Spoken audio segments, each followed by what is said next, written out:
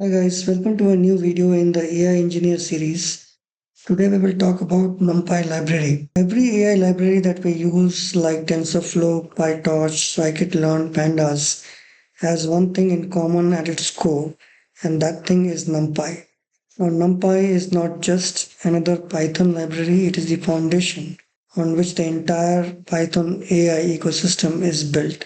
In this video, we cover what NumPy is, why it exists, and the core concepts we need as AI engineers.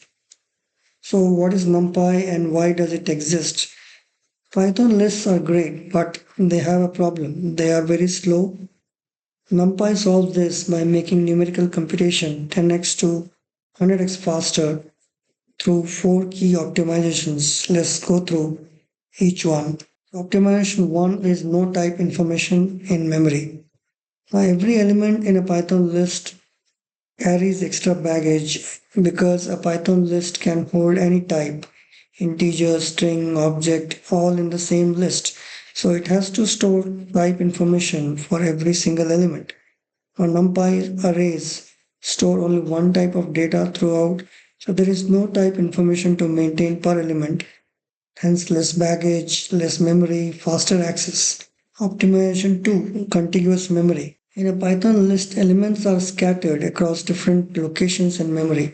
In NumPy, all elements are stored in a single contiguous block of memory, each element sitting right next to the previous one. When elements are sitting next to each other in memory, fetching them is significantly faster. Optimization 3 is vectorization. A Python lists process elements one by one, looping through each element individually. NumPy works on the entire array at once. This is called vectorization. Instead of looping through a million numbers one by one, NumPy applies the operation to all of them in a single step. For millions of numbers, the difference is massive. Optimization 4, it is written in C. The internal code of NumPy is written in C, since C is significantly faster than Python. No interpreter overhead, direct hardware access. So when we call a NumPy operation, we are not running Python.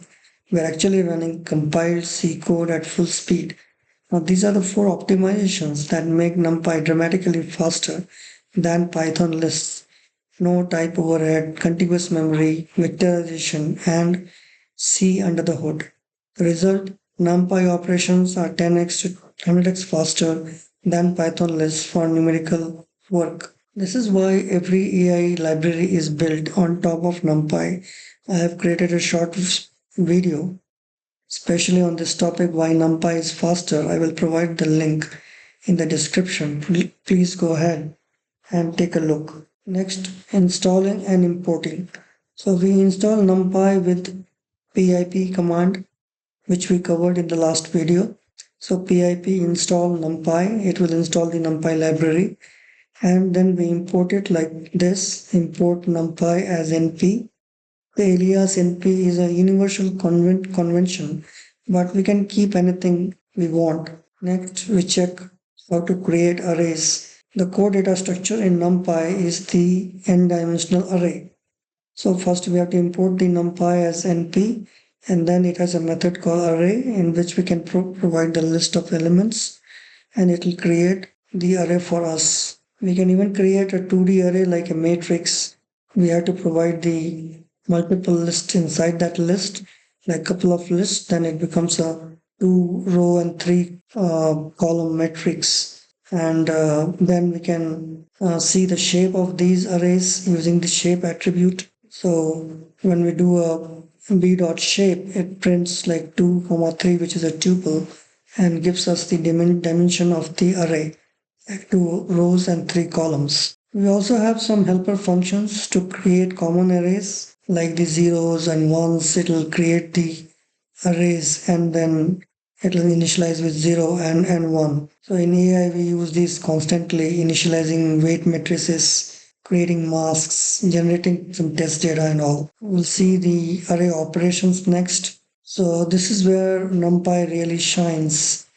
With Python lists, to add 10 to every element, we need a loop. With NumPy, we just write a plus 10 and it will add 10 to every element. A into 2 will multiply every element by 2. This is called vectorization. Operations apply to every element at once with no Python loop. Next, shape and reshape. Now in AI, data always has a shape and we frequently need to change it. Now suppose we created a one-dimensional array of 12 elements, and if you print the shape, it will give you like it's a one-dimensional array with 12 elements in a single flat row. And if you want to change its shape, we can do using a reshape method and provide how many rows, how many columns you want, 3, 4, and it will convert that one-dimensional array to a multi-dimensional array with 3 rows and 4 columns.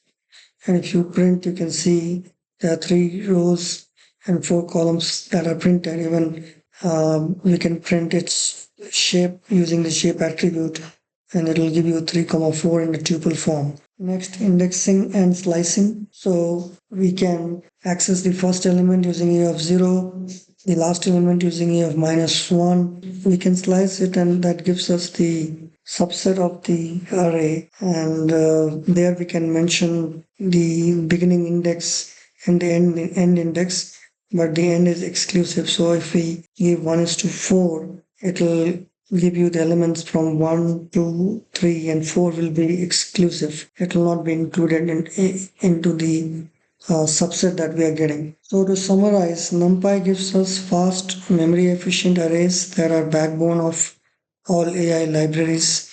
We covered ndarray, n-dimensional array creation, vectorized operations, reshape, and indexing. And these are the NumPy concepts we will see again and again, and as we go deeper into AI, whether we are working with Pandas, scikit-learn, or neural networks. If this was helpful, hit the like button and subscribe to TechnoRatnesh. Thanks for watching. See you in the next one.